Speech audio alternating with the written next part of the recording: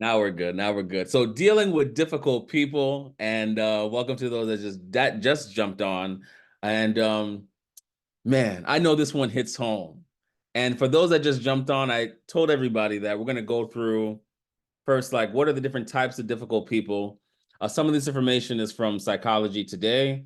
Some of the information is also from a book called Dealing with the People You Can't Stand.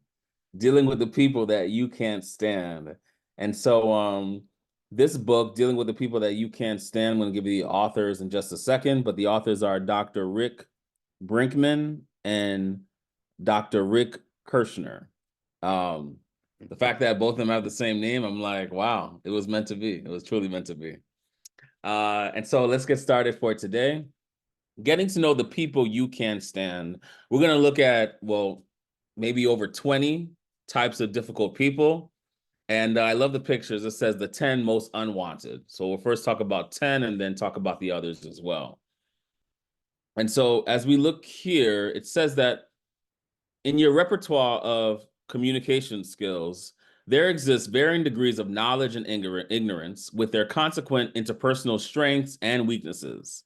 As a result, you have no trouble at all dealing with that overly and unemotional person whom no one else can stand. You may have more difficulty, listen to this, with people who whine and are negative, or you may find dealing with aggressive people to be the most challenging. Passive people may frustrate you, or you may have a low tolerance for people that brag or are blowhards.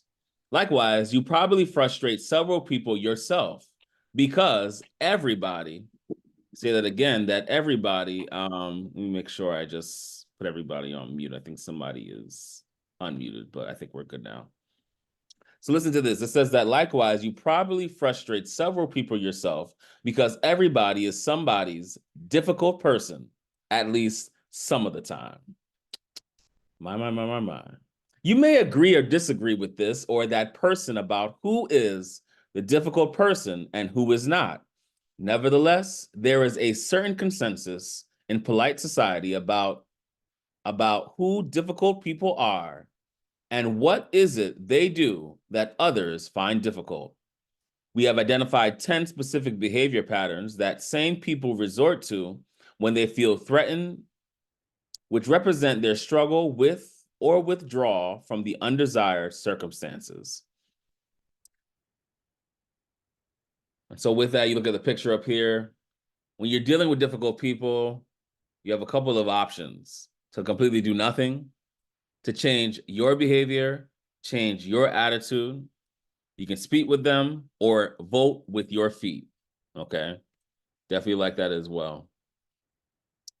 All right. So I want you to keep this question in mind. What types of difficult people do you have in your life? You're keeping that question in your mind. What types of difficult people do you have in your life? You might have multiple, so make sure you take a mental note or even write down the different types that connect with where you are. Okay. Let's get started. 8 types of difficult people. Let's start there. The passive aggressive. The passive aggressive. This is from Psychology Today. The passive aggressive is the absolute worst on this list because they are the most common. They will appear to comply with the needs of others, but will then passively resist following through. Or they might use indirect methods to express their thoughts and feelings, so their intentions are never entirely clear. If you have somebody like that in your life, or you are that person, take a mental note. How about this one? The insecure boss. The insecure boss might be a micromanager who drives you up a wall in incessant nitpicking. Or they might be a paranoid meddler who makes you question your every move. They may even intentionally hurt your career if they perceive you as a threat. If you know somebody in your job, at your home growing up, or even now, or even at church, take a mental note. The pessimists. We might all know someone that's regarded as a pessimist. The pessimist constantly points out the ways something can fail. It sometimes seems like they can never find anything positive to say. This is you. You know somebody like this, take a mental note. The ones that I've encountered myself, the know-it-all. The know-it-all is convinced that they are the smartest person in the room, hogs all the airtime, and has no qualms about interrupting others. They gleefully inform you of what's right, even if they are clearly wrong. You know that person at your home? Maybe it's a parent, maybe it's a sibling, maybe it's you, that at all times thinks they have the right answer, at all times has information always to give you. I know this, and let me tell you about how much I know and also show you how much you do not know. If that is someone that you have in your life, take a mental note because we're going to talk about that as well. How about this one? The tormentor is someone who has earned their way to the top, typically making sacrifices along the path, only to mistreat others below them. They might be a senior colleague who you expect to be a mentor, but who ends up making your life miserable instead. Somebody mentioned this before. They worked in a facility or a practice where their manager was a Black woman and they were working under them and they were a Black worker, right? Or a worker that just happened to be Black. And so instead of this manager or this director, right? Instead of this manager or director kind of knowing what it's like to be a Black woman working in that particular industry and all the challenges that come with it, instead of like helping those coming under her, what she ended up doing was, oh, well, having this mentality that said this, well, I worked this hard, I did this, I made all the sacrifices, and if I had to do this, you're going to also have to work hard and you're going to have to go through challenges too. I'm not helping you out. That kind of mentality. Okay? And so if that is you, take a mental note if you have dealt with somebody like that. How about this one? The bias. Knowingly or unknowingly commits microaggressions. No matter what they think their intention is with these comments, their behavior is inappropriate and harmful. Woo! Here's another one. You might find them in the church or at a church near you. The political operator. I said the political operator is laser focused, and maybe even at your job, this person is laser focused on advancing their own career or their own ministry or, whatever they're doing in that capacity, but at your expense. Of course, engaging in office politics is often unavoidable, but this person is fixated and getting ahead and has take no prisoners approach to doing so. If you know somebody in your family, at work, or even at church that has done this or is currently doing it now, take a mental note.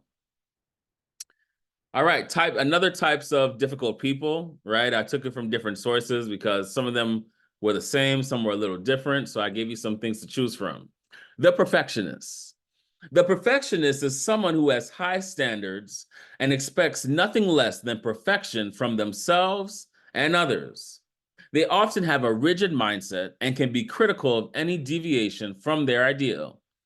To navigate interactions with a perfectionist, it's essential to communicate clearly, set realistic expectations, and provide constructive feedback.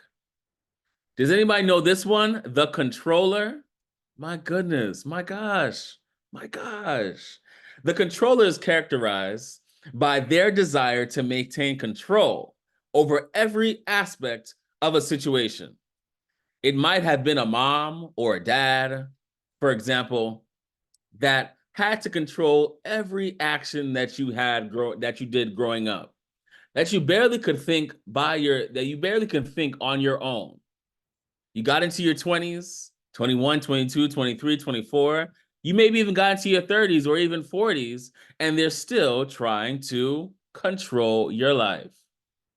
They have not realized that their voice and their body is just their own, and your voice and your body has a different person that's in control. Not them, but you. But something has not clicked in their mind. This person is considered to be the controller. The controller is characterized by their desire to maintain control over every aspect of a situation. They may micromanage tasks, undermine others' ideas, or insist on having the final say. When dealing with a controller, it's important to establish boundaries, assert your perspective, and find opportunities for collaboration rather than confrontation. For those that just joined in, we're talking about the different types of difficult people, and I'm giving you different examples to work from. Okay. Some people are not going to be able to be here today because they're at the conference, and so we're going to make sure we're recording it for them. But take a mental note if you deal with these types of difficult people, and be honest if that difficult person is you. Okay. Negative Nelly. The negative Nelly. The negative Nelly is an individual who always sees the glass as half empty. They focus on problems, highlight flaws, and struggle to find positivity in any situation. When interacting with a negative Nelly, it's crucial to maintain a positive outlook, empathize with their concerns, and redirect the conversation towards solutions. The drama queen slash king. They get the award. They get the award. The drama queen slash king thrives on attention and often exaggerates situations to create drama. They can be emotionally volatile and tend to make small issues seem larger than life. To handle a drama queen slash king, it's important to stay calm, avoid getting caught up in their theatrics, and address the core issue without fueling unnecessary drama. We spoke about passive aggressive already. We spoke about, well, we didn't speak about the victim or the manipulator. So let's talk about that now. The victim. The victim. Poor me. I'm always the one that gets things done to them. But me, I'm innocent. I would never harm anybody. It's always their fault and not mine. The victim. The victim constantly sees themselves. The victim constantly sees themselves as being mistreated or wronged by others. They may play the blame game and avoid taking responsibility for their actions. When interacting with a victim, it's important to validate their feelings, set clear boundaries, and encourage them to explore their role in the situation. How about this? The manipulator. And you have some very good ones out there. Okay? The manipulator is skilled at influencing others to achieve their own goals, often at the expense of others. They may employ tactics such as guilt tripping, right? Guilt tripping, I've heard this saying that many people will try to book your ticket or take you on that trip, but that doesn't mean you have to pack your bags. Packing your bags was your decision. But booking that trip or trying to take you on that trip is what we refer to as that guilt tripping, okay? Gaslighting. Gaslighting is another form of manipulation where people make you question your own reality. For example, there was a movie that spoke about how a woman was being abused by her partner, and her partner says to her after she's telling him that she's leaving, he says to her, "Don't leave. You know how much I love you. You know how much I care. I never meant to do that. I only did that because you weren't listening. You were disrespecting me." Manipulation at its best. Gaslighting. Red flag. Deceit. And so it says here, dealing with the manipulator requires assertiveness, trust in your gut, in your judgment, and maintaining healthy boundaries to avoid being manipulated. And so here's just a couple more, but some of them are very similar. I'm gonna see, maybe I will talk about that one. No, we talk about the know-it-all, the think they know it all. Oh my gosh, I'm gonna comfort some people here, but that's okay. Let's do this one. the yes person. Now, for those that just jumped on, make sure you're taking a mental note of the type of difficult people I'm listing here. Maybe you have them in your own life. The yes person. And this may be some people here. So you may have to look in the mirror and say, Dag, Devonte, you talking about me? You talking about me? You talking about me? And so let's talk about this one. Alice, the yes person, was just about the nicest person you could ever meet. So nice that she couldn't even say no. Come on, Alice. So she didn't. Instead, she said yes to everyone and everything. And she sincerely hoped that this would make everybody happy. Would you do me a favor? Asked Tom. Sure, Alice would say. Drop this off for me, would you? Requested Mark. No problem, Alice replied. Could you remind me to return this call? Begged Ellen. All right, Alice answered cheerfully. Finish this up before you leave, okay? Said the boss. My pleasure, was Alice's immediate response. But more often than not, listen to this, Alice didn't remind Ellen. She didn't do Tom the favor. She didn't drop off Mark's package. And she didn't finish the work her boss requested. She could always offer excuses and explanations for failing to do what she had said she would do. And yet, to her surprise, that just wasn't good enough. When promises aren't kept, people get upset. And upset people become confrontational. Mark, Tom, Ellen, and the boss all confronted Alice, each in his own or her own way. They addressed her problem and offered solutions, to which Alice always agreed because she wanted to avoid confrontation at any cost.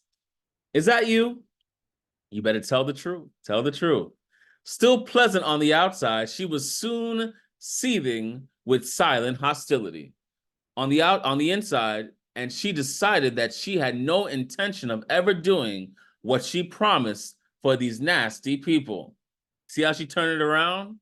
They asked you. You said yes, but you didn't come through because of your fear of confrontation. But because they confronted you, all of a sudden they were these nasty people. Really? Really? Let me keep on going. In an effort to please people and avoid confrontation, yes, people, that's right, I said it. Yes, people say yes without thinking things through. They react to the latest demands on their time by forgetting prior commitments, and they overcommit until they have no time for themselves. And then they become resentful. Make that make sense. The maybe person. And I'm almost done here. We have just one more. Marv found himself up against a deadline that required a decision from Sue. Sue knew that the moment of decision was at hand. Yet strangely, she was nowhere to be found.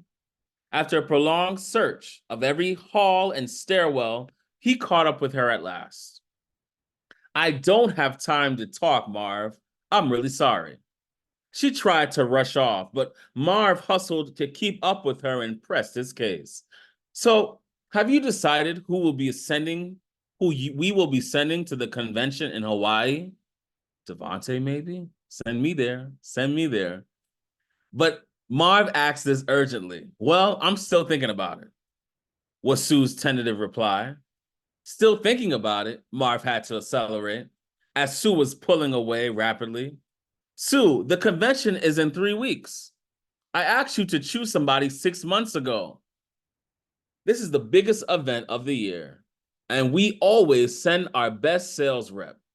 Well, I know, but I guess I'll decide. Marv, breathing rapidly, hustled to keep up. You guess. When? Sue stopped walking. I don't know. Soon. She looked down the floor absently for a moment, then spun around and headed back the way they had come. Marv stood there, looking after her, astonished and breathed rapidly. There was no doubt in his mind that this decision would be put off until it was too late to act. In a moment of decision, that's what I said, in a moment of decision, the maybe person procrastinates, the maybe person procrastinates in the hope that a better choice will present itself. Sadly, with most decisions, there comes a point when it is too little, too late, and the decision makes itself. The last person that I don't really need to even read notes for is the person that loves to judge, that critical person. They're watching everything that you do. Everything that they do is great, par excellence, okay? The best of the best. But everything that you do, maybe you have this person in your family, maybe you have this person in the church, maybe you have this person at work. Everything you do, they have a comment about. What job or career you have, what partner you have or relationship you have, why you don't have these levels of perfection, why you don't do this ministry, why you don't do this, how come you don't speak like this, how come you don't wear this, how come your skirt is not down to your shoes. You always have these critical people that when it comes to them, they're excellent in their own mind, but when it comes to you and I, you just continue to fall short with every single thing. That's what we call the judgment person. They love to judge. Anyway, I'm finished with all that description, and I hope you had a lot to choose from, okay? I gave you a lot to choose from, I would imagine. And so with that, hey, Ryan, good to see you, bro. The Don, I see you, my guy. I see you. Come on, come on. And with that, let's start with that first question that I had earlier. I had you think about. I'll read it one more time. And Don, you can put that question in the chat for me if you don't mind. But the question is simply this: what types of difficult people do you have in your life? What types of difficult people do you have in your life? And feel free to use the examples that I just shared, you know. Let's start off with the one and only Miss Jasmine Dwyer, the one and only. Go ahead. Go ahead. Hey, Jasmine. Hello, everyone. Happy Sabbath. Hello, Devonte. Yeah, Hey. I would like to speak about the victim because I came on kind of later, so I'm sure there were more before that I could relate to. But I'm just going to use a very specific example in my life right now. In my workplace, I have a co-resident who is the epitome of the victim, and it's hard to grapple with because it's like there are obviously are adults that do this, but it just seems like a childlike way to approach the world. And Mm-hmm. it's like, we are adults. We need to take responsibility for our actions, for what we do moving forward with the hand we're dealt. But it's not easy for everyone. But the way that you act and handle it is very telling. So this co-resident, everything that he feels an attack or he feels like he's he's wrong and someone else is right, or he feels like he doesn't have the upper hand, he will lash out and like kind of be a bully. Like he'll say cruel and mean jokes to people. He will try and manipulate you into doing what he wants. Just like always plays the victim, like everything's someone else's fault. He's always wronged. And I really, really, really have a hard time handling that. So I try to just avoid it. But in this situation, you can't really avoid it because you work with these people almost every day sometimes. So that's like my least favorite kind of person is like people that play the victim. And so I have a hard time with it. And I really don't know how to handle these people. So I'm glad we're talking about this today because I need help. I love it. I love it. I love it. And so follow-up question for you is what is your greatest fear if you were to have a conversation with him about how you're experiencing him? That's a great question. My I've had conversations with him about boundaries, but I haven't like been like you play the victim all the time. You need to take responsibility because I feel like it will not be well received. Because one, I'm already resentful about it, so I don't think I'd approach it in the best, most loving way if I do have a conversation because I'm kind of like at my wits end. And then two, I don't think it'll be well received because I feel like he'll just play the victim more and there'll be no change. It'll just be like, retaliation. So that's my fear. Mm, mm. And you work in close proximity to him, right? Yes. Mm. Against my own will. I do. Okay, last question I have, and I promise you it's the last question. If you were to say to him, "Hey, can I speak to you for a moment?" and you were to tell him, I know we spoke about boundaries before, but something that has really been bothering me, and I'm just telling you, I'm expressing how I feel that I do believe that there are times where I feel like you take on a victim's role, and in my opinion, and this is just my opinion, many times I don't think that you recognize your own fault, right? If you were to say something along with that, how do you think he would receive it? And the second part of the question is, how do you think he would receive it? Second part of the question is, are you okay with him not liking you, but still having a worker relationship? Yes. So I don't really care if he likes me or not. At this point, I kind of have given up on that, Mhm, caring about that. mhm, But um I I do feel that if we have a conversation, I feel like there would be no changes. I feel like it'd be a futile conversation. Now, I'd like to give him the benefit of the doubt and give him some, faith that maybe, if you have it in the right way, with the right tone and the right words, pray about it, that he might hear it and maybe he will take it into consideration. But I'm like, maybe someone has never had this conversation with him but I'm like, you're 30 years old and no one's ever approached you about this, but maybe not. Maybe people have just like been in passing with him and never spoken to him about it or just kind of avoided it. So maybe I would be like the first person to approach it in this way and maybe he would take it into consideration. But I don't know. I think that I try to just get through these 3 years and not cause conflict, but we have to work together. So it kind of be nice if we could have this conversation.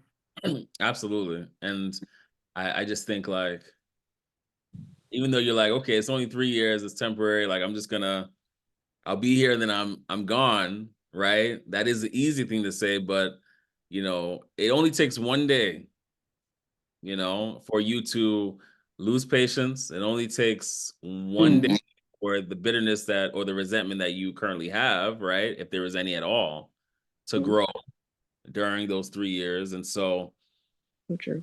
as hard as it is to me, and this is just my opinion, right? The rest of BTM might disagree, and that's okay. That's why we have conversation, right? Uh, it's better to have that conversation, and like what Archie was saying in the chat as well.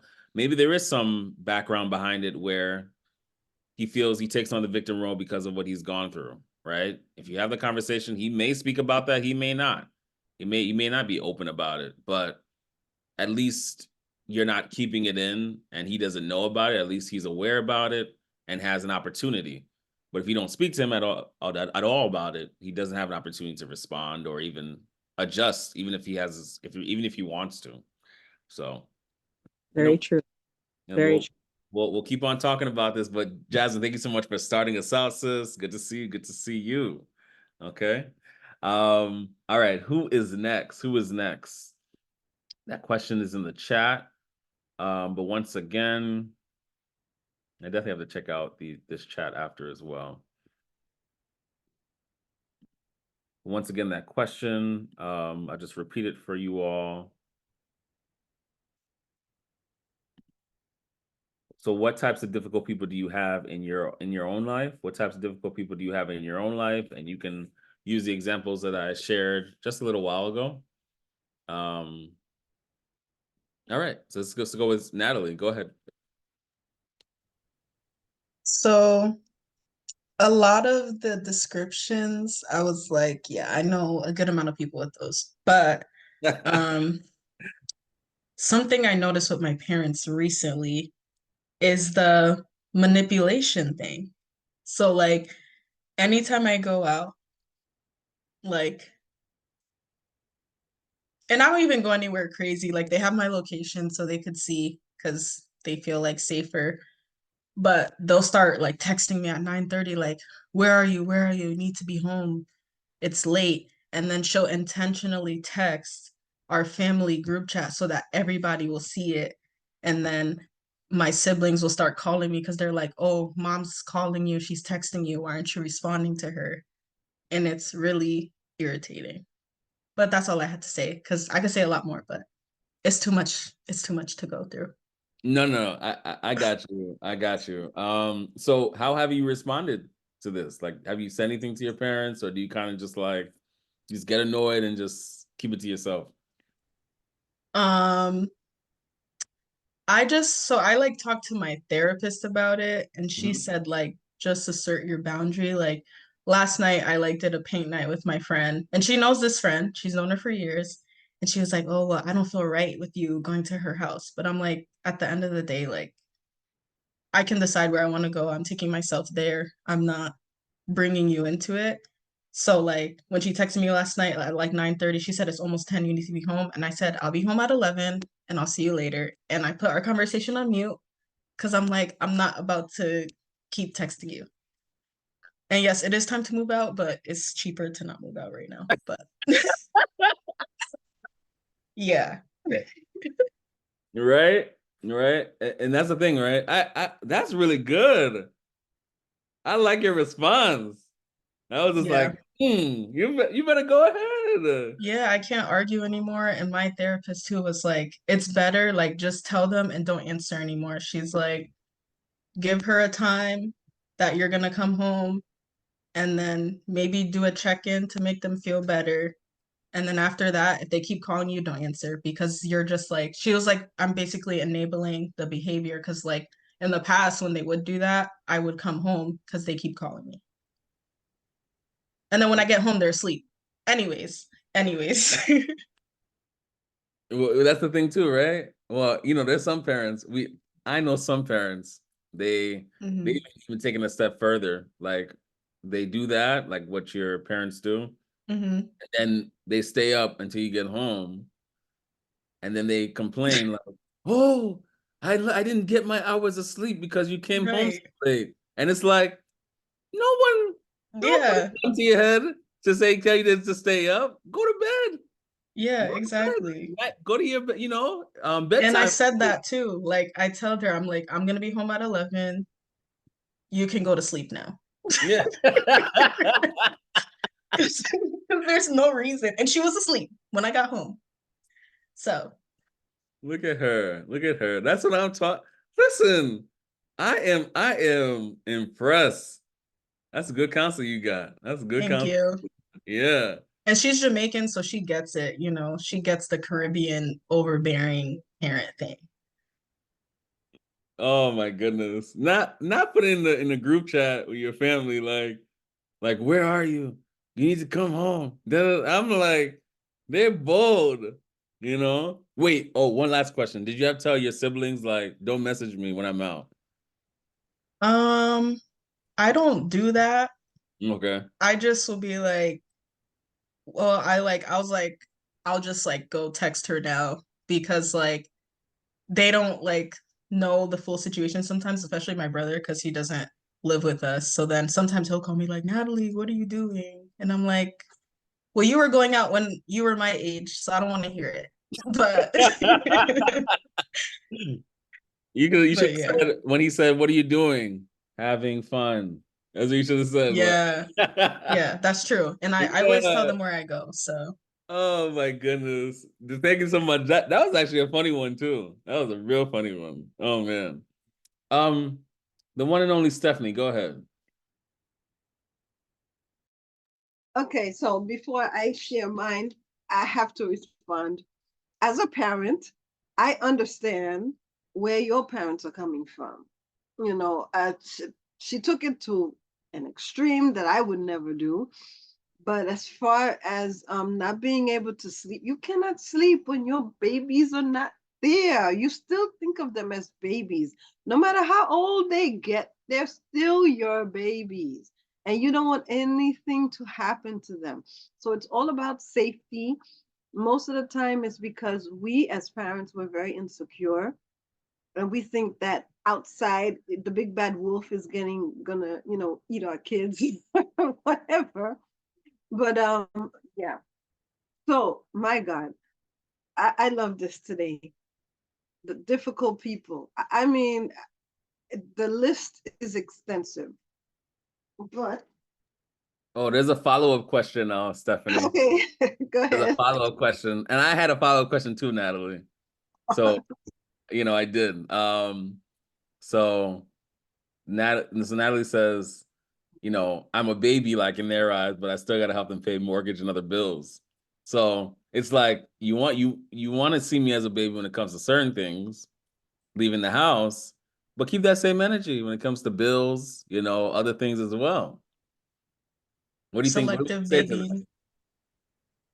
No, I hear that part too. When you're a grown adult, but I'm talking about like when you're young, like Mhm. teenage, adolescents and teenagers, then you worried about them more, especially if they're hanging around with the wrong crowd.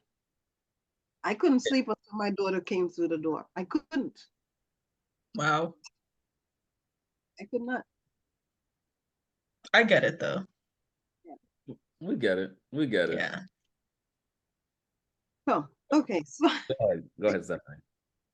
um, insecure boss, know it all, perfectionist. That is my father. Even though I was not raised with the man, I recognize so many of those traits in me. When I was parenting my children, I said, "Oh my God, that's where I got it from." Even though I wasn't even raised with the man, but still, it goes through the genes. I said, "Oh my God, no wonder they're having a hard time with me," because he only spent, mind you, he only spent a night, just one night, and I wanted the band to leave. Like, love you, really happy that we're reunited and everything, but you got to go because you just too much. Everything was a problem. He know it all from A to Z. No, this is not how you should do it. This is how you should do it. I said, this is my house. You telling me what to do in my house? Oh no, I don't think so. I'm not that little kid that you left in the crib. Okay, I am 56 years old, so you can't do that. And so he had to like back off. He's like, but he still tried. My God, it was just like looking at myself the way I used to be. And thank God I'm not like that anymore. And I have to be more aware of that, even as my daughters are 24 and 25, in how I treat them. Now I don't question them like I used to. It's like, oh well, what are you doing? Who you with? What the this, that, nah, nah, and, like investigating all of that, no, can't do that. I ask, you don't want to answer, I back off. I don't try to probe. I don't try to manipulate or none of that stuff that I saw my father trying to do. That one night that he was with me, oh my God, it was a nightmare. It was an adventure, I tell you. It was a very insightful, very insightful. Thank you so much, Stephanie. And you can see how things are like already ingrained, even though you don't necessarily know. Yeah. But you see how just like genetics, patterns, ways of doing things, it's just, man. So thank you so much for sharing that. Jordan, bro, you're up. Can you hear me now? That's better.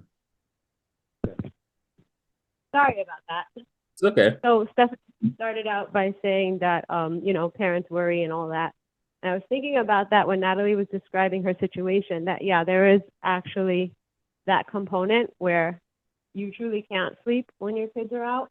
However, the way she was describing her parents' behavior did not sound like they were actually more worried than they were more concerned about traditional or cultural values. It reminded me of grandmother.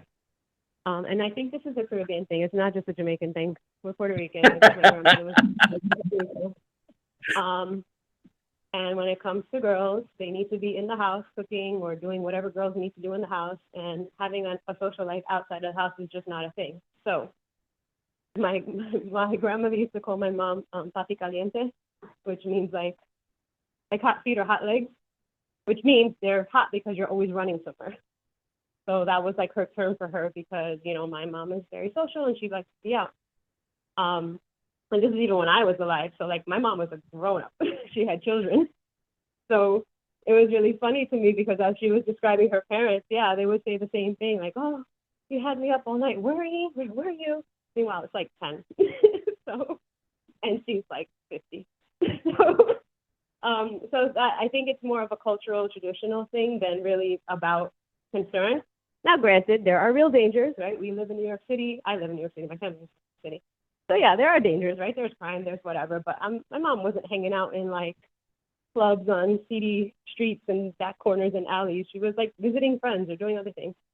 So I think it really depends on who's the speaker, right? So is your parent saying it because they're trying to keep you in the home?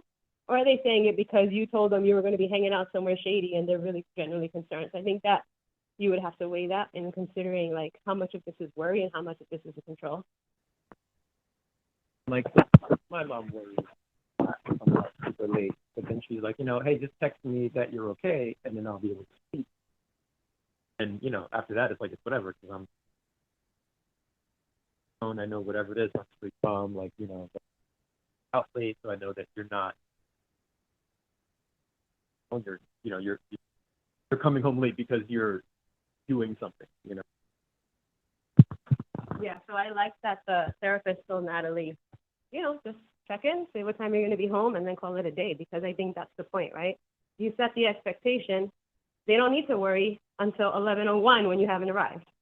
And they need to be like, oh, you know, she's not here yet. But if you tell them I'm going to be home at this time and you don't get home, then that's the time to worry because, you know, maybe you did get into a car accident or maybe something happened. So I just think that is really important to set healthy boundaries with parents like that and expect that they're not going to be okay with it because they were not raised that way.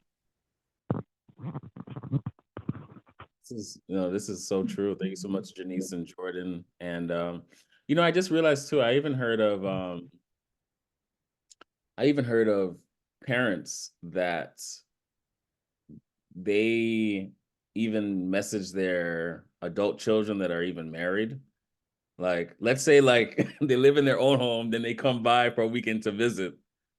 And it's like them being in the house, it's like they revert back to like they're a kid again. And it's like imagine the daughter, for example, being with the husband out, and the mom is still, or the dad's still messaging, oh, what time you coming home? What do you mean? We big people, you asking me what time we coming home as if you're changing our diaper, you know? So I just like, there are parents like that. There are parents like that. Like, as if they're changing your diaper. I mean, hopefully you wouldn't be wearing a diaper, you know? But you get what I'm saying. You get what I'm saying. Mats, go ahead. All right, I'm gonna be on the other side. I'm gonna be on the parent side for a little bit. No, Go ahead, Mats, go ahead. no, but I have a legit reason. So, I live in Brooklyn, and in elementary school, I was going to school in Manhattan. We're recording this. Don't record that part. But anyway, so I'm commuting to. Oh no, so Mats, we're recording this for those that are missing, and we'll Good. it out. Yes, for the people that are missing. So Good, you're. because this is public school, you know. But Oh, yeah. anyway, so I'm in elementary school. I'm in Manhattan. It was in Midtown. I used to get off on 33rd Street on the 6th train. So I would take the G to the L to the 6 to get to school. And mind you, third grade. How old are you in third grade? Like 10, 9? I think so. Something like 9. that. So my mother, she works later than I go to school, so she would try to leave as late as possible. But I wanted to go to school as early as I could because you get free food. You used to play on the computers. You have something to do. So eventually, I convinced my parents to let me go to school by myself rather than them taking me. So I'm 9, 10 years old, taking 3 trains to go to school. So I got into the habit of that from early age, and I'm calling my parents, let them know where I am and everything like that. So even now, I still have that habit. So if I'm going out somewhere, I usually tell them. If I'm going on a trip, I usually tell them that I'm going. You know, I like them to know where I'm going. But I'm also like that with a lot of my friends. I share my location with a lot of my friends. If I'm going somewhere, I usually try to let them know in case something happens. So it does come in handy. And my father was one of those who would stay up while I was out. So, but I would call him and text him and things like that to let him know like where I am when I'm coming home. If I'm on my way home and it's running a little late, I would let them know. I would update them. So it did help when you first give them like almost like information overload. Like I'm gonna wake up at this time. I'm gonna do this or that. Like they kind of feel more content when you give them a lot of that information because not knowing is what bothers them. They're not sure what's going on, and so just kill them with information, and I think that'll help out a lot. And then they tend to leave you alone because it's too much information. I don't need to know what time you're using the bathroom or something, you know. But it's, So I see what you do. Okay, Mods, you're killing me with this. oh You yeah, are killing me. So would you say, for example, hey, I just made it to the stop sign? no, no. But I would tell them like how I'm getting there. Like if I'm driving, I'll tell them which route I'm taking. If I'm taking the train, I'll say which trains I'm taking, and tell them I'm gonna try to be home by this time. And so they know like the course of the day what's going on. So that way they're aware. And now I'm old now, so it doesn't matter. But I still tell them I'm going places. If I go to the supermarket, I'll let them know, and if they want me to pick up something, I'll pick up something. Things like that helps out too. But yeah, but my parents weren't as extreme as some of the previous examples, so I just want to say that as well. Not everyone's situation is different. So the fact that they let a third grader go go leave Brooklyn and go to Manhattan is I had a lot of freedom. So and I used to go to after school and all that stuff by myself, and so my parents definitely give me a lot of leeway. But I still think the ideas might help some people. No, absolutely, absolutely. Yeah, it always like when you started speaking, it already sounded like your parents were like more chill. It was like something that you guys just did, like just accountability and checking in here. Here's where I am. They seem more chill and relaxed, like than most of the parents. Um, Yeah, yeah, but yeah. I do know like some people. No, I'm not gonna lie. Let me not say some people. Myself, like not with my mom. My mom was chill too, but I did what you did. Like for example, I think when I was younger, I was petty enough to be like, okay, you want to know where I'm gonna be? If I hit every stop sign and red light and sidewalk, I'm gonna text you. I'm at the sidewalk. I'm at this, so you can get annoyed. So you can be annoyed just like I'm annoyed. Obviously I've gotten better from there, right? Thank God for growth. Thank God for growth. There's still a tiny bit there, but it's okay. It's okay. But mods, I think some people might use that and they'll be like, hey, it's 9 a.m. I'm at the stop sign. 901 comes. Hey, I just made it to the next street, the next block, So thank you again, Mods, for that. We Wait, needed it. just no, don't listen to Devonte, guys. Just give him an overview, give him a rundown of the day. Don't listen to this troublemaker. You're gonna get a beating. They're gonna make you pick a branch from the tree. They're gonna make you turn around, hands on the wall. Bro, it's too late. It's too late. Guess what? I never got hit by my mom. I never got hit by my mom. Now, when I went to the babysitter, they hit me like once on my hand, and I looked at them like, who are you? This doesn't happen to me. Who told you could touch me? I don't get hit at home. Who told you hit me on my hand? I said, I get spoken to. I don't get hit. But I was privileged, I have privilege. So yeah. Ruthie, I'm gonna stop talking. I'm gonna throw it over to you. My darling, darling BTM. I'm sorry, but I have to take the side of the parents today. Okay. Oh I don't have any no. children, Oh but I no. get it. I get it. My friends have adult children, and they're concerned. True, they don't want to let go. My mother never let go. All right. There are two things happening here. They don't want to let go of you. You will always be baby such and such. Always. You know, there's nothing you can do about that. I gave my mom a picture of myself when I was 22 years old. Beautiful picture. The one she kept on her dresser was the one that I was when I was 4 years old with a baby doll in front of me. Your parents are always going to look at you as if you're babies. And I think it's healthy for you to yeah, she did call me a walkabout because she couldn't control me, and I'd still do the same thing that you guys do. She'd be sitting up in the bed at 5 o'clock in the morning. I'd walk in and look at her, hey ma, and go sleep. And the next morning she would tell me, the next morning she would tell me, you know, I couldn't sleep. And I don't know what happened. Even though I'm someone who is compliant. With that, I was like, too bad. You know, nobody told you to wake up to stay there. But as I got older, I began to understand it. You know, parents love you so much. Yeah, sometimes they're a pain in the neck, but they love you so much and they want all good for you. So if you could just be a little patient with them, yes, set your boundaries for real. Set your boundaries, right? And the truth of it is that it's hard for them to let go. Two things happening. They don't want to relinquish control. And now you are adults. You no longer have to listen to them. So you don't want them to tell you what to do anymore, you know? But if you could just be a little patient with them and humor them, that's the word I want to say. Just humor them, you know, and know that then I don't think it's much of they want to control you as much as they hate not having you, well, I guess that's control, not having you, yeah, you know, in their care. They hate that. You know, the idea of letting you go, that's one of the worst things that a parent can do because they have these beautiful children and then they get to be age 16 and 17 and 18 and they start fretting because they know they're going to leave and go to school and they, you know, they're not going to be in the house anymore. So it's about letting go. Just humor them a little, give them a little bit of, like Matt said, tell them a little bit of your whereabouts, but don't hold it against them because they're not trying to hurt you. They're just having difficulty letting go. That's it. I have a follow-up question on Ruthie for you. Okay. I don't have any kids, but believe you me, I understand it.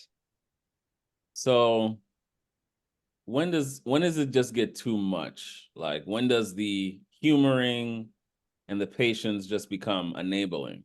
That's why I said definitely set your boundaries. Mm-hmm. But don't take offense to them. And I mean, be strong with your boundaries because you're gonna have to do it time and time and time again until they get to understand it. But they will always be wondering after you. The thing about, I think with most parents, I could be wrong, but I think that the more you set boundaries and the more that they see how adult you're behaving, they'll back off because they don't want you to not be in touch with them. You know, they don't want you to cut them off. And they know that there's a possibility that you'll cut them off, right? And that kills parents. Okay. But I think you have to set your boundaries. Yes, yes, yes. Set your boundaries. Mm-hmm. And yes, yes, yes. Tell them such and such and such. But don't feel hurt. Don't take offense to the fact that they're doing this. Because you know what? The tables are going to be turned.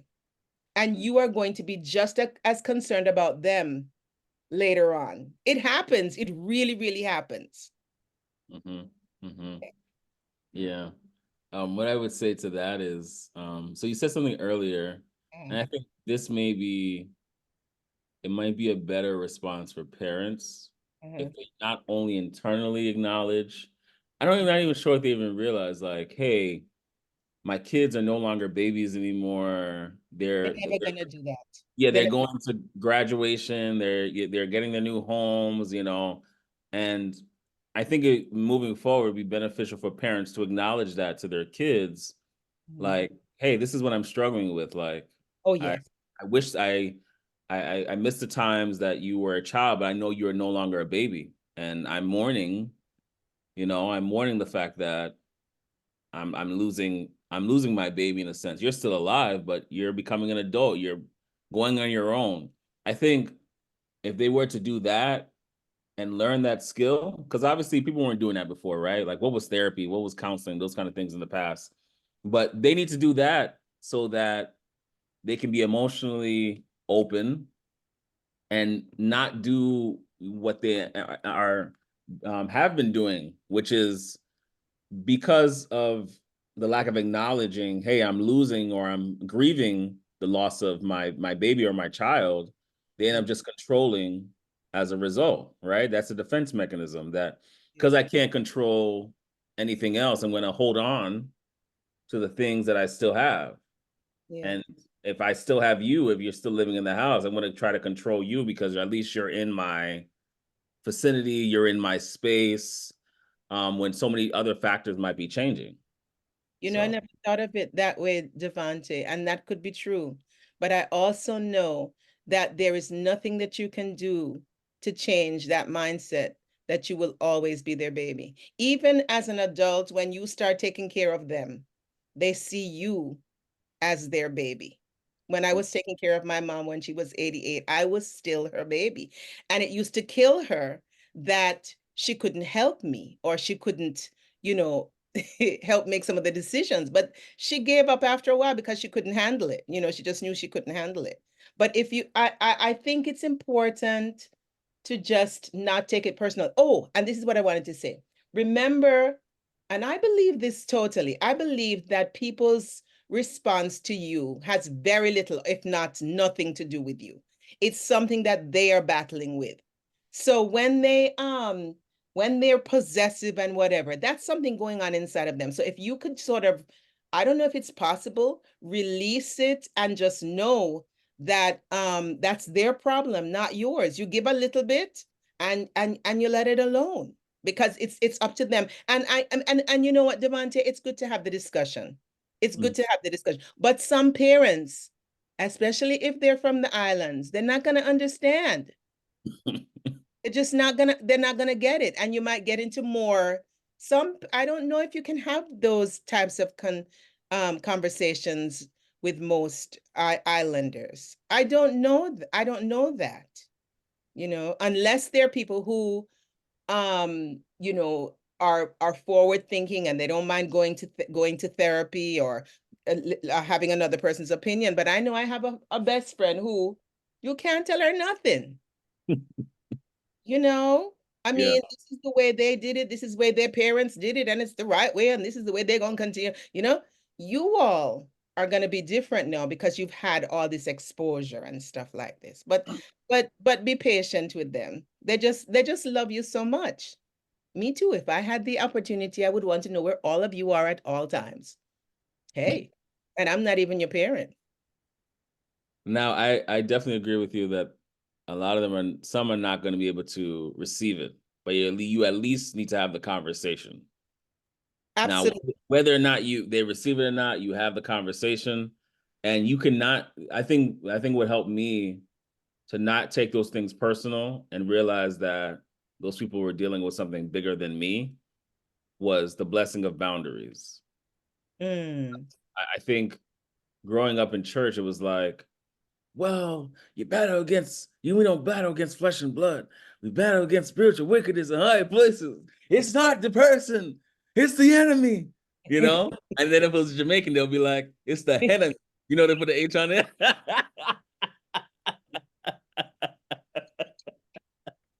You know? And so they would say that, and then they would be like, don't take it personal. Just keep going, keep going. And I think to myself, I'm like, that is so messed up. And I was like, there's something missing. There's something so wrong there's something not balanced about it. Like I would get it, but then I would not get it. And I think, you know, what you were pointing out, Ruthie, boundaries.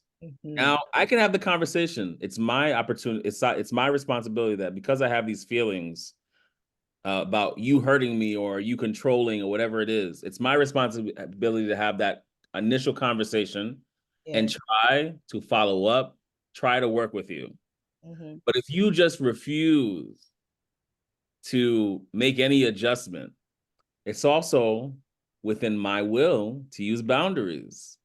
So you might see me from time to time, but that time might be limited, right? I said. Did not Yeah. set that, and parents are afraid of those types of boundaries. So you might have to do that.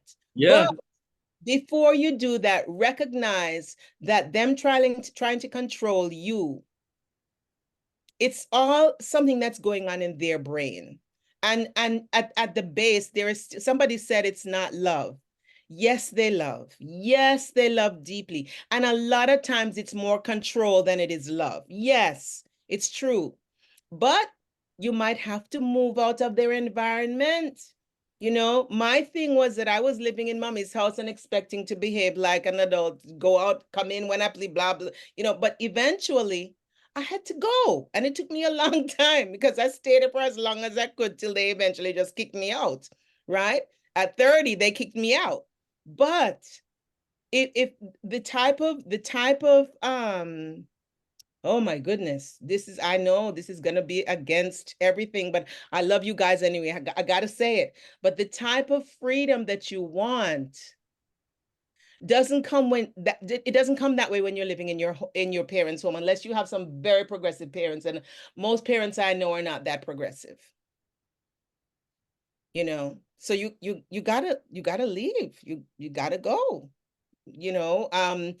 Or you know what I'm saying? Stay, get your money together, put up with it for a little while, make you keep responding. Keep responding. When I say that, I mean, you let them know what your boundaries are. Keep letting them know what your boundaries are. But eventually you have to just leave. You have to leave. So I have a follow-up question for you. Uh-oh. I think that's the easy way out. Oh. What I mean by that is, now everybody has a decision. If their parents are really, really controlling and they simply don't want to deal with the backlash Yes. from the parents, they can simply, I know some people that are just like, I don't want to put up with the fight. I'm just not going to. But I think it's still important, if that person's willing, even if you have crazy parents, start trying to set boundaries. Even if you're living in a house, Absolutely. start trying to, because you're going to be behind the 8 ball if you're going to wait until you move out and then you're starting to do it just because you move out and you live in 2 different places does not mean that you truly have boundaries. People, you can leave, you can even get married, for example, or live on your own, and you're living in a different place, but you truly haven't left your home because of all the years of control, all the years of being bound. It's still a part of your mindset. Absolutely. All right. So I think it's still important that even if your parents are crazy, like I've seen, yeah, Danielle disagrees, but that's fine. That's why we have a conversation. But I still think it's important for a person, even with your Caribbean parent or whoever it is, to start setting those boundaries. Natalie's doing it right now. Yes. She's Absolutely. doing, yeah. So at least I'm try. just saying, don't take it too personally. Humor them because they can't help it. They can't help it. They really can't. And I think for some, I don't know how many progressive parents there are. I have friends who are very well educated, and everything, and they still have difficulty letting go. They still have difficulty letting go. And I mean, the child has to be practically rude with them. And then I'm trying to tell them, listen, your responsibility as a parent is to pray for them. Okay. I don't have kids, and I can say this because I'm looking in from outside, looking in from outside. Your responsibility is to pray for your children. God is their parent. He's looking after them. He loves them. He'll take care of them. All you got to do is pray. You don't even have to remind them that they're staying out too late. They know that already. Ruthie, look at Natalie's comment in the chat. Huh? Look at Natalie's comment in the chat. Work in progress. When are they going to humor? Oh, they'll never humor you, Natalie. They will never humor you, my dear. Never. Don't wait for that. And they will never understand. They can't. I don't think it's possible. There's something about this umbilical cord, because when my mom died at 88, I realized that I was still attached to her. Okay? They'll never let go. Never, like I told you, the beautiful picture in my 20s. I was so excited about this beautiful, long flowing, beautiful hair, nice makeup, nice dress, everything. I sent it to her like I graduated. I'm an adult, right? I don't know where she put it. She had the picture of me when I was 4 years old with my dolly in my hand. And she kept that till she died. So you will never grow up to them. They will tell you that you're grown, and they will, in your presence, they will say that you're grown, but you never grow up. You never do. Don't wait for the humor, my darling. You humor them. I'm sorry. That's just the way it is. Don says, because they won't let go, you gotta go. Absolutely. Absolutely. Absolutely, Danielle, it's the truth. You got to go. And then you have to, oh my goodness, you have to create distance, because my mom was living here in White Plains and I went and moved to the Bronx so I could get away from her. Okay? I was at her home every day, but I could leave and go to my home after that. Yeah, you got to go. This was good. This is really good. I love this. I love these comments, this conversation. Just tell them, look at me. Look out. I'm the parents now. You are killing me, Mods. You are killing Wait till you have your own children. Put it that way. I'm not even saying children. I'm saying children. Wait and see.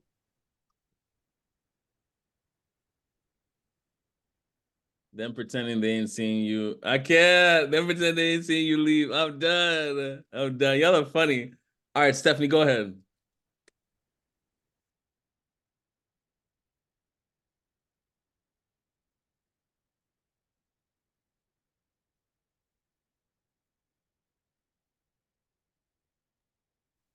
Oh, Stephanie, can you hear me?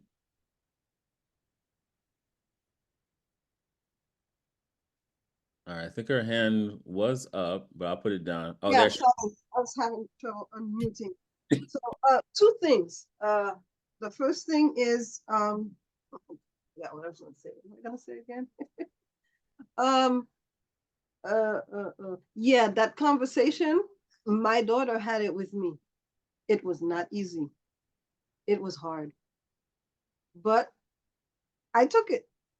I took it, and I acknowledged everything, and I accepted her boundaries, and there's just certain places I just don't go, in terms of her whereabouts or whatever.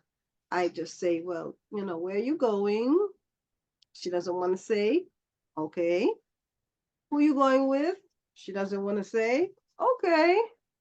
All right. Have a great time, and I don't even ask her when you coming back or nothing. If you're gonna stay overnight, that not my business anymore. Not my business. And then in terms of that, overbearing parents, I think a lot of it has to do with trust. There's a lot of parents who don't trust their children, and the children don't trust the parents. I have a friend actually who has two sons. She's a single mother. One is 21 and the other one is 20. Oh my God. The 20-year-old is giving her a hard time to go. She will say, you can't take the car because they only have one car. He grabs the keys and out the door he goes. And he decides whether he's going to put his whereabouts or not. And she can't sleep. She'll call me and say, oh, he's out there. I said, well, what can you do? You can't follow him. If he don't want to put his whereabouts, there's nothing you can do. All you can do is have a conversation with him and explain to him that, he needs to put his whereabouts just for safety purposes so that you know that he's okay, and that he needs to tell you where he's going and what time he's coming back. He never tells her where he's going or when he's coming back. So that's one of the biggest issues and challenges that she has. So I understand that part as well. So it's about trust also. Thanks so much, Stephanie. And then we have Arshley. It's just good to see you too. Hello, hello. Hopefully you guys can hear me okay. Yes. Yes, okay. So I'm bummed because I'm missing the chat because I have to drive to church. But um I I love this conversation. And the one of the first things I wanted to say before I share some of my comments is that it is a gift to have a parent who cares about you.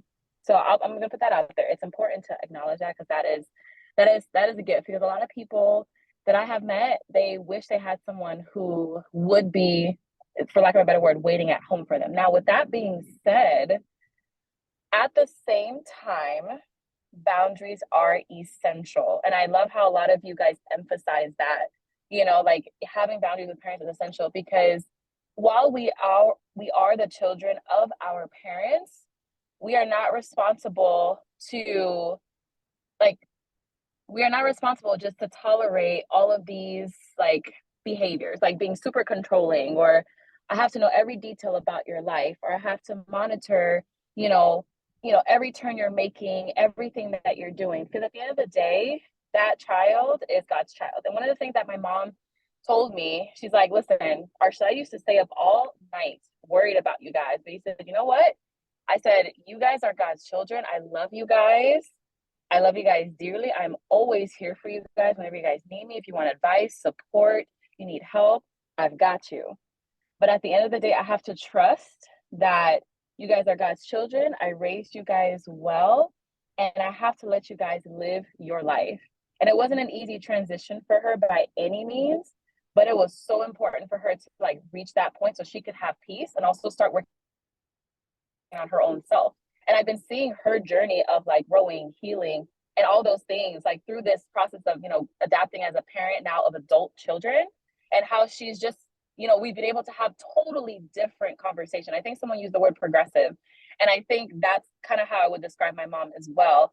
Like we're having these conversations about trauma, about things that you said that hurt me, things that I've carried because of things that you said or done. And she's sharing her story and where she's coming from, her traumas, and why she was the kind of parent that she is. And I feel like it was essential for her to reach that point, but it was a point that she only could reach on her own.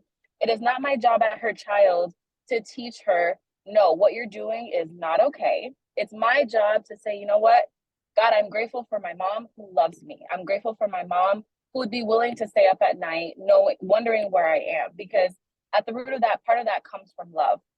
And at the same time, there's no and at the same time, like in that love, I also want to set boundaries because there are areas of growth that I need and areas of growth that she needs and my father needs as well.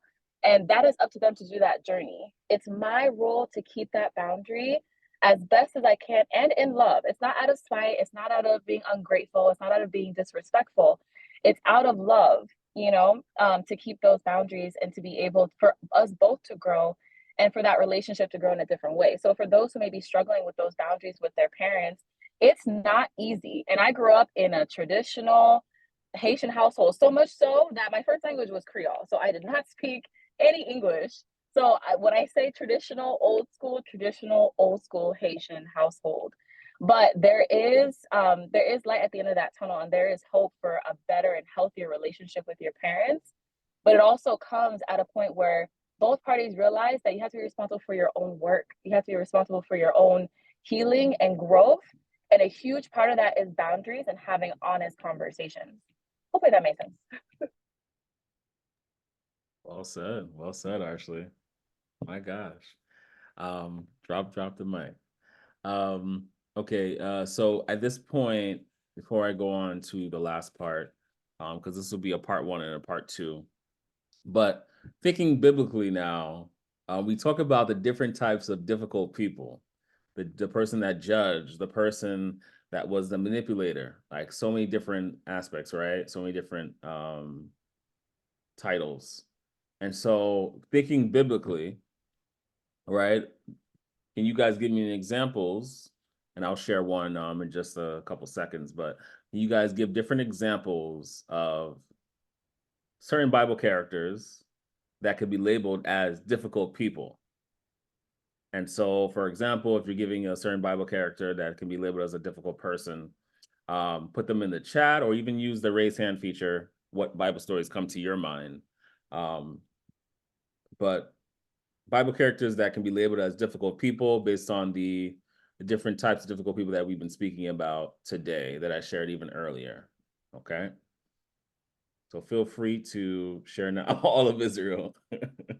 So Maz, you say all of Israel, what type of difficult person or people would you label them as? And yeah, give an example. But we'll start off with Joab. Go ahead, Joab. Hey, what's up, y'all? Happy Sabbath. So, as I'm reading over Genesis, I'm like really looking at it with a new lens now. And like Jacob, well, it's funny that Matt said Israel, like Jacob/Israel. I always thought like I knew about him, and then like he was important, like very important, but I also never knew just how, hmm, I don't know like what words to choose for him, but I didn't know like how human he was. Um, I think when it comes to like difficult people, I see how people could view him as, I guess, like manipulating, controlling, especially with Esau. Um, I think, yeah, I think with like the whole situation of like him stealing his birthright and then also his blessing, and like as we just go through like the story of Genesis, I just see like how his personality is like it is very controlling, very manipulating, and like he's very like sly, elusive, and that's just caused like his brother Esau and like people around him like such like pain and torment, because of his actions. So I thought that was very eye-opening. Um, yeah, like that was like the first person that came to mind, but there's definitely a lot of others for sure. So thanks so much. Yep. Natalie goes, thanks so much, Pastor Joel, Uncle Joe. They won't let it die, bro. They won't let it die. Go ahead, Stephanie.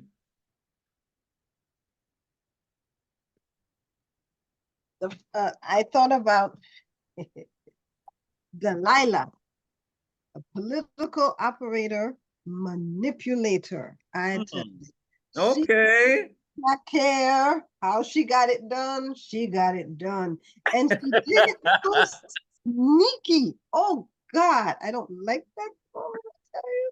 So deceitful and sneaky, made him think like she really cared about him, and all the while she had everything just calculated. She was a schemer. Oh, did not like her at all.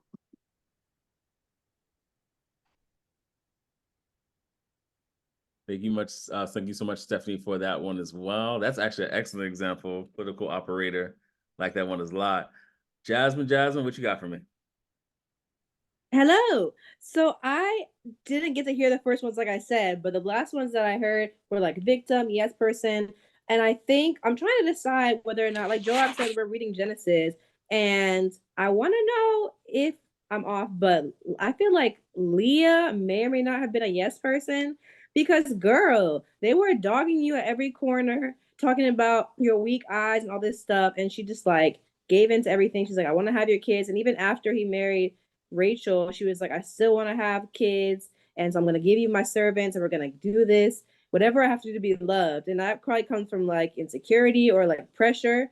But I don't know. She might have been a yes person.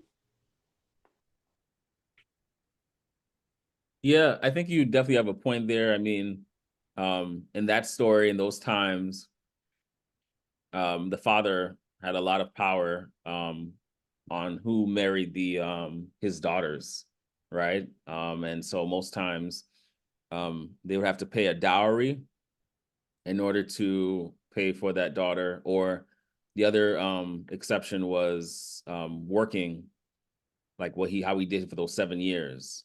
And so but to that point too, like even the having kids and saying, well, now he'll love me, or now he'll love me, maybe now he'll love me, can really point to being a yes person. And can you blame her? You have a dad that just gives you away Using manipulation just gives you away. And so your standard for love is not really high, you know, at all. And so I definitely love that example. It's very heartbreaking story. Very heartbreaking story for sure.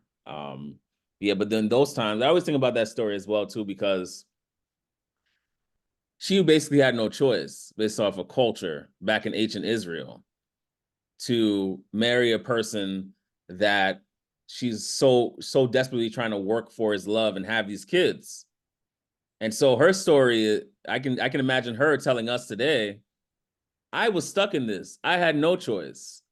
You guys, you know, sir, you guys put yourself in those situations and you have a choice who you can choose.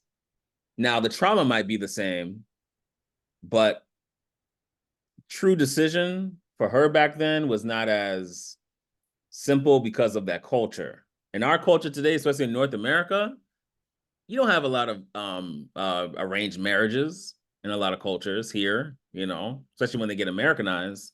So I was like, I can hear Leia saying, I was placed in this. I basically have an excuse. But what's your excuse? You know?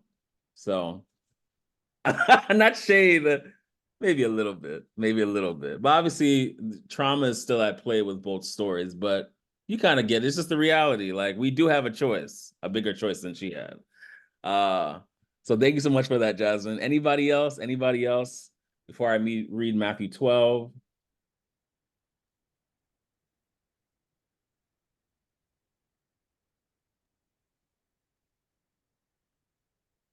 Can I say something, Devonte? Oh, sorry. Yeah, so we're gonna get Mott's and then on Ruthie. The story I think about for difficult people was it's in the book of Numbers. It's not a story that's that popular, but it's Korah, Dathan, and Abiram. So they were in Israel, and they basically, long story short, they hated Moses and Aaron. Korah wanted to be high priest, and Dathan and Abiram were from the tribe of Reuben, the firstborn. So they wanted to be in charge. They wanted to be like Moses, and they kept giving them a hard time the whole time. And Korah was actually cousins to Moses and Aaron, and he had a role. He was a priest and had a role in the temple, but he didn't like his position, and they're fighting and da da da. A whole bunch of drama went down, but they just harassed them the entire story.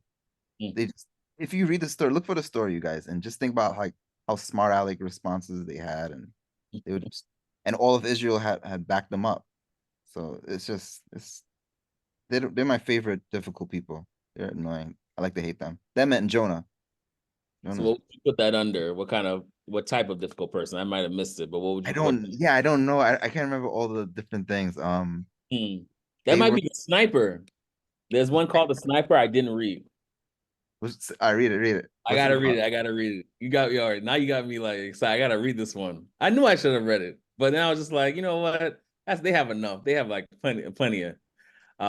So you guys see the screen, by the way? Oh, let me just reshare. Hold on. All right, this should work now.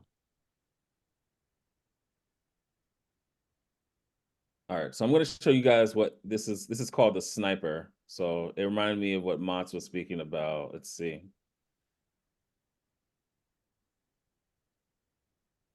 Where are you, the sniper?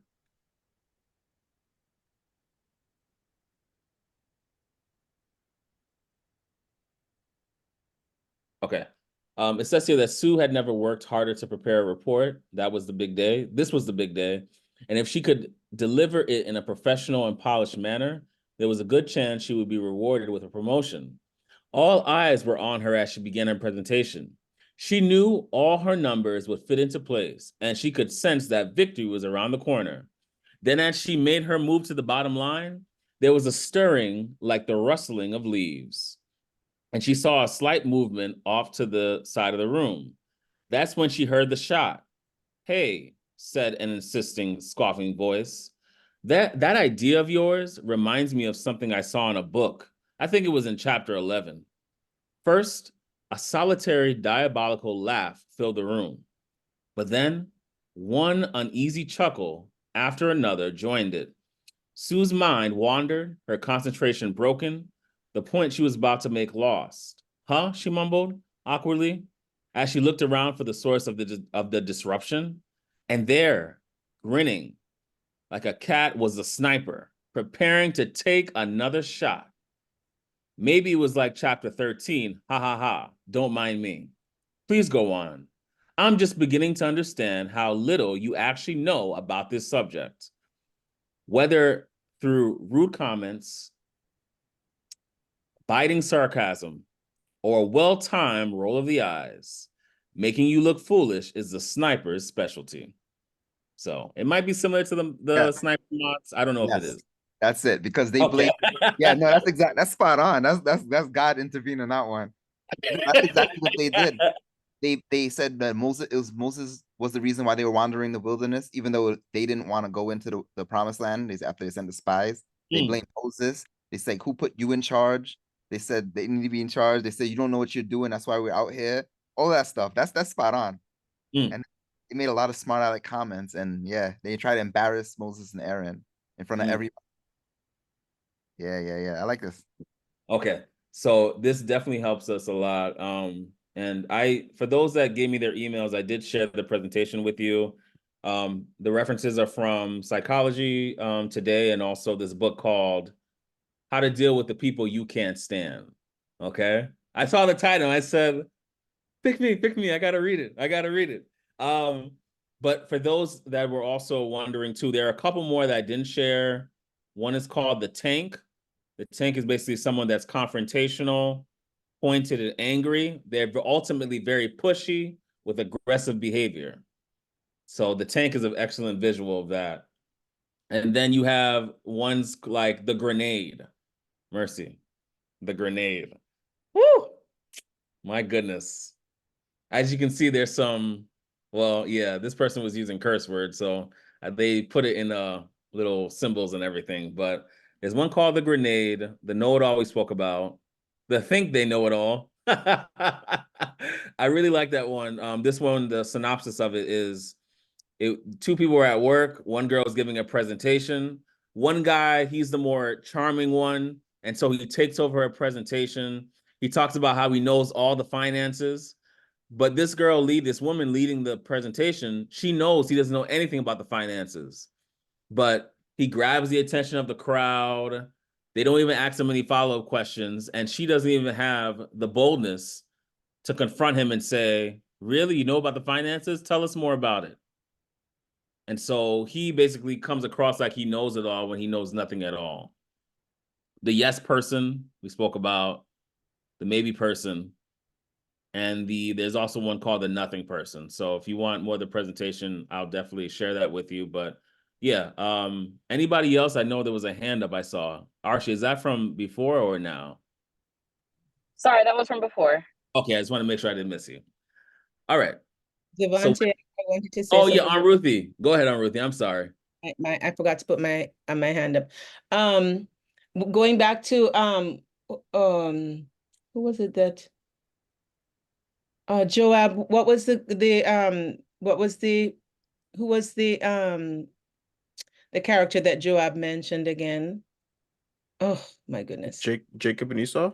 Jacob and Esau, but okay, but well, maybe it wasn't Job. Somebody talked about the woman, oh my goodness. But anyway, I was that was Jasmine. She said Leah. Oh, Leah, right. Sorry. I was thinking that in those days, because women were so dependent upon men, in order to make things work out, they had to be a little manipulative, or they had to have these type of personalities so that they could survive. I think I was just thinking that it's because they were so dependent upon their men.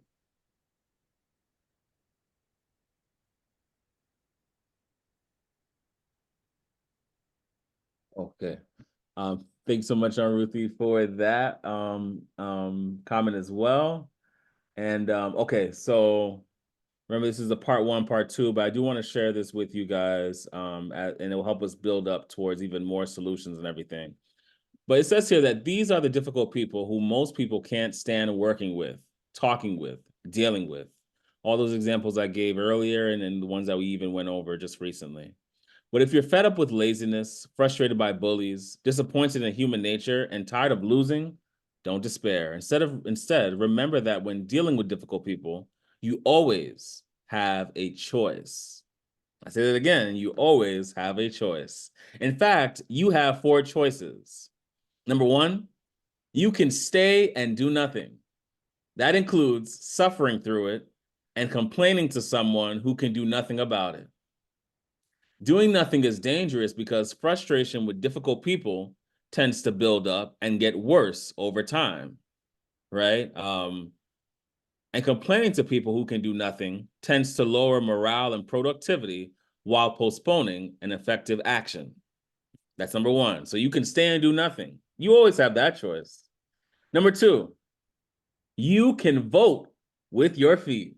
My goodness, you can vote with your feet. Sometimes, can I just say that one more time? You can vote with your feet? Come on. I love it. I love it. And so sometimes your best option is to walk away. Not all situations are resolvable, and some are just not worth resolving. Let me also say this. Some people, they like to walk away without trying first because it's the easier thing to do. So when I hear some people talking, they'll say, Devonte, I'm not talking about anybody on here, but I had a conversation with somebody and trust me, it wasn't anybody on here. They said, I tried and I tried my best and I'm just going to walk away. And I said, okay, what'd you try? Well, they're doing all these things and I have resentment now. I said, did you try talking to them? No, because they should know better. I said, did you try talking to them? No, because they should know better. They're a Christian. I said, so they can read your mind? They can read your mind and what you're feeling and everything that you're going through? They were like, well, they shouldn't. I said, that's an assumption. I can't even read your mind, and you're speaking to me right now. Unless you tell me what's going on, it's your responsibility to tell me what's going on. Now, whether or not I accept it, I reject it, that's on me. But at least I know what's going on. So when we say you can vote with your feet, this is with the actual realization that you've actually tried first to speak and do conflict management and everything. Not all situations are resolvable and some are not worth resolving. Voting with your feet makes sense when it no longer makes any sense to continue to deal with the person. If the situation is deteriorating, if everything you say or do makes the matters worse, and if you find yourself losing control, remember that discretion is the better part of valor and walk away. As Eleanor Roosevelt said, you're nobody's victim without your permission. You're nobody's victim without your permission. However, before you decide to walk away, you may want to consider your other 2 choices. Number 3, you can change your attitude about your difficult people. You can change your attitude about your difficult people. Even if the difficult people continue to engage in the difficult behaviors, you can learn to see them differently. And I think this was one of the points that Aunt Ruthie was making. Listen to them differently and feel differently around them. There are attitudinal changes that you can make in yourself that will set you free from your reactions to problem people. And a change in attitude is absolutely necessary if you hope to find the willpower and flexibility to make the 4th choice. Number 4, you can change your behavior. When you change the way you deal with difficult people, then they have to learn new ways to deal with you. I read that again. When you change the way you deal with difficult people, then they have to learn new ways to deal with you. Just as certainly as some people bring out the best in you, some people bring out the worst in you. You know that person that makes you so upset? It's like they walk around the corner and it's like, man, I have a few cuss words for you. Okay? There's some people that make you feel that way. Well, no one can make you feel that way, but they might contribute to you feeling that way because of your own triggers, right? But because of that, you have the same ability with others. There are effective learnable strategies for dealing with the most problem behaviors. Once you know what needs to be done and how to do it, you will be well on your way to taking charge over unpleasant situations and redirecting them to worthwhile results. And praise God for boundaries. I'm going to let you guys know there's a woman, an older lady on campus here at Angie's University. And, I try to be a kind person. I try to be a kind person in general. But so because I used to be, I'm a semi-retired, that's this person, Christian. Because I'm a semi-retired people pleaser, in the past, if you said to me, oh, I need you to take me here. I need you to buy this. I need you to do this for me. I'll be like, God, you're calling me to do it. I have to be the one to do it because nobody else will. And as a result, I got used by people that like to use people. Okay? Now, it was partially my responsibility because nobody put a gun to my head and said, you had to do this, but I didn't know any better. But this one particular lady, I was dropping something off for her because my friend asked me to drop something off to her. And she says, can you drop it off? Can you drop it off? And so I'm dropping off this thing to her. I let her have it. I give it in her hand. And I'm getting ready to turn to go to my car. Then I see her with her bag, her pocketbook, her keys, getting ready to close the door. And she's like, oh, I need you to take me to the store. I said, you need me to take you to the store? I didn't know you had to go anywhere. How come you didn't tell me and call me and tell me? Oh, I should have called you, but you're gonna take me, right? I said, no, I'm not. I said, no, I'm not. She's like, what? I said, no, yeah. If you would have told me, I would have made some arrangements to take you to the store. But maybe next time you let me know in advance and we can work this out. And the lady should see her face like this. Like, like shocked. But I'm thinking to myself, if you do it to me, you've done this before. And this is when I say that, I have some friends, and they said to me, do you know this lady? I said, yeah, she's been using me, da, da, da. I said, well, she can't use you unless you allow her to. And so some people might say, oh, you're being mean. You're not doing the Christian thing. No, you need to let me know because you don't know what my schedule is like, And that day, sometimes you just have to prove a point, right? You're still kind to people, you got to prove a point. I told her I have something to do. And I did have something to do. Netflix with my couch, with my legs up to relax. All right, Joab, go ahead. I am done. I cannot. But it's so true. I wanted to add on too, like, because I experienced the same thing too with like setting that boundary of like letting me know things ahead of time with my dad. And I realized like you need to do that. I think someone said in BTM before, like you need to teach people how to treat you. Because if you don't, like they'll just keep doing it. Like you need to like set that boundary. So, and it could just be like they just genuinely just, don't even realize that they're doing it. In some cases they do. But for those who actually just genuinely don't realize it, like they will make amends to stop doing that. And for those who actually do know that they're doing it, like unfortunately, they'll just try to find someone else to do that too, like you were saying, but they won't do it to you, that's for sure. So it's so important to set that. I agree.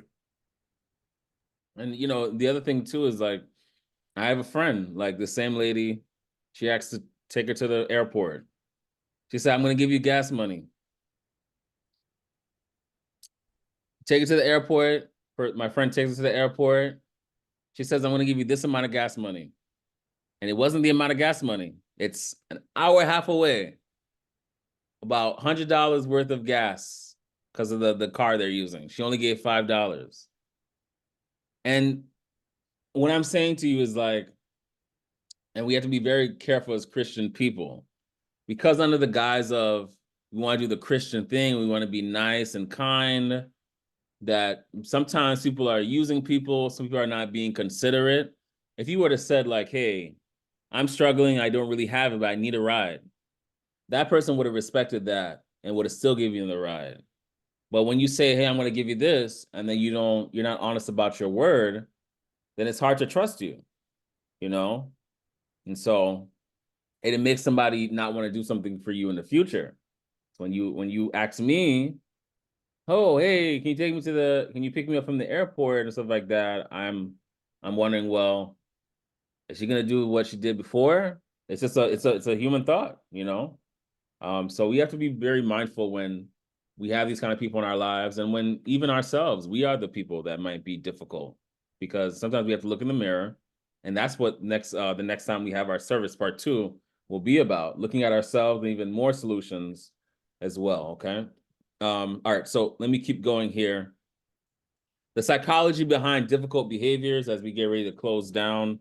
To truly understand difficult people, you need to delve into the reasons behind their actions. Past experiences are huge. Difficult behaviors can be shaped by past traumas, disappointments, or unresolved conflicts. These experiences may lead to individuals to develop defense mechanisms or coping strategies that can make interactions challenging.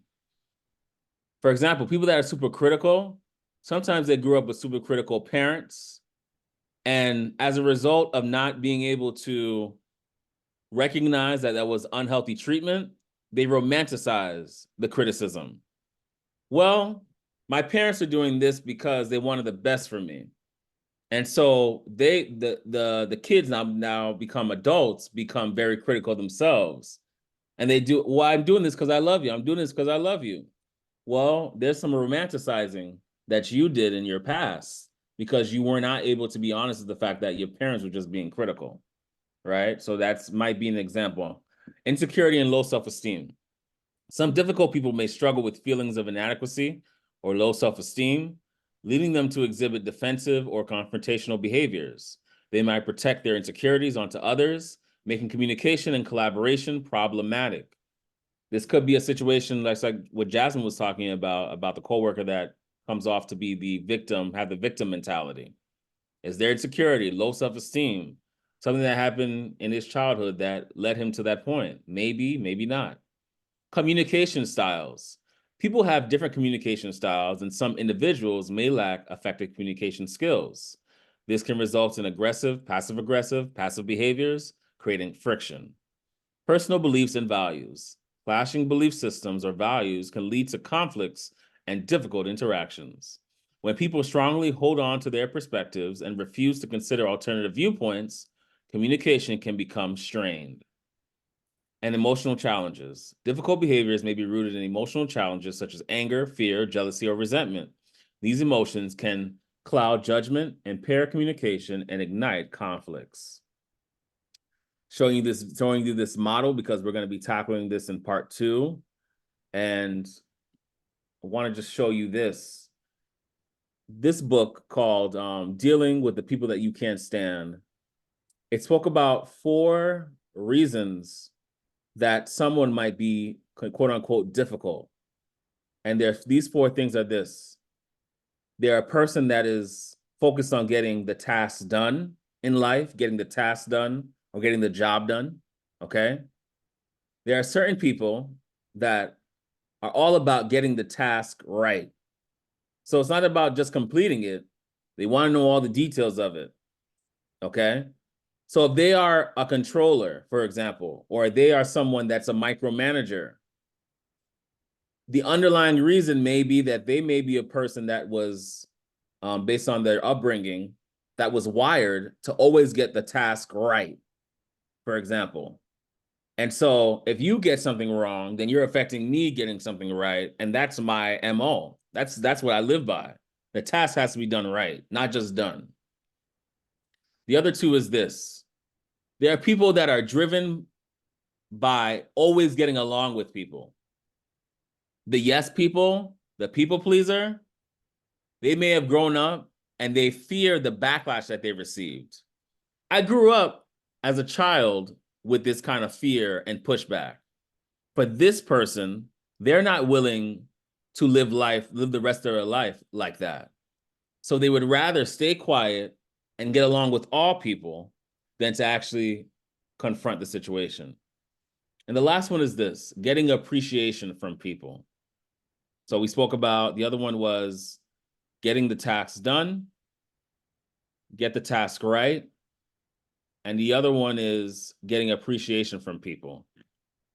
The fourth general intent, get appreciation from people, requires a higher level of assertiveness and a people focus in order to be seen, heard, and recognized. The desire to contribute to others and be appreciated for it is one of the most powerful motivational forces known. Studies show that people who love their jobs, as well as husbands and wives who are happily married, feel appreciated for what they do and who they are. If getting appreciation is your intent when you go to lunch with friends, you might say, "There's this fantastic restaurant I want to take you to. You're gonna love it. People thank me all the time for bringing them to this place." Sometimes you get what you give. It is important to find a balance between these two intents. We believe that you get appreciation by giving it. Giving appreciation and getting along with others go hand in hand. But any number of variables can shift this balance. For example, if you were the new employee in the office, initially you might lean more toward getting along, taking care to be considerate, concerned, and helpful. As the time approached for promotions, the balance could shift dramatically toward getting appreciation. If you were afraid your efforts would be overlooked, you might care less about the feelings of others than before. Similarly, in the courtship that precedes marriage, people tend to show great concern for each other's needs and interests. Years later, it is not uncommon to hear marriage partners demanding that their own needs be met. Okay? And so for right there, we'll stop for today and we'll do part 2 in 2 weeks. Let me just stop this recording for those that were not able to be here today.